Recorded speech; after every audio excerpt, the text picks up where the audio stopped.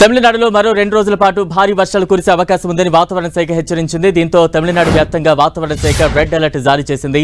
ముందస్తు చర్యల్లో భాగంగా జలపాతాల సందర్శన మూసివేసింది. అటు కన్యాకుమారి జిల్లాకు ఎన్డీఆర్ఎఫ్ బృందాలను ప్రభుత్వం తరలించింది. జాలర్లో వేటకు వెళ్లొద్దని అధికారులు హెచ్చరికలు జారీ చేశారు. మరోవైపు నైరుతి బంగాళాఖాతంలో 22న అల్పపీడనం ఏర్పడే అవకాశం ఉందని, ఇది 24న మధ్య బంగాళాఖాతంలో వాయుగుండంగా బలపడుతుందని పేర్కొంది. దీంతో అతి భారీ వర్షాలకు అవకాశం ఉందని చెప్పింది. దీంతో ఇవాళ రేపు రెడ్ అలర్ట్ జారీ చేశారు అధికారులు.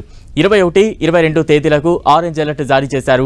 ఇవాల్టి నుంచి మంగళవారం వరకు తేని, తెన్కాసి, తిరునెల్వేలి జిల్లాల్లో అతి భారీ వర్షాలు కురిసే అవకాశం ఉందని వాతావరణ శాఖ ప్రకటించింది.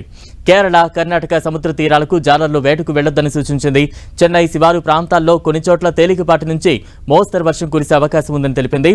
కోయంబత్తూరులో కుండపోత వర్షం కురిసింది. రహదారులు జలమయమవడంతో వాహనదారులు తీవ్ర ఇబ్బందులు పడ్డారు. లోతట్టు ప్రాంతాలైన ఆలందురై, సెమ్మెడు, గౌండంపాళ్యంలో మోకాళ్ల లోతుకు నీరు చేరడంతో ఆ ప్రాంత వాసులు ఇక్కట్లు ఎదుర్కొన్నారు. కలెక్టర్ కార్యాలయ ప్రాంగణంలో ద్విచక్ర వాహనాల పార్కింగ్ పైకప్పు కూలడంతో 6 వాహనాలు దెబ్బతిన్నాయి. ఈదురుగాలులకు వందలాది చెట్లు నేలకొరిగాయి.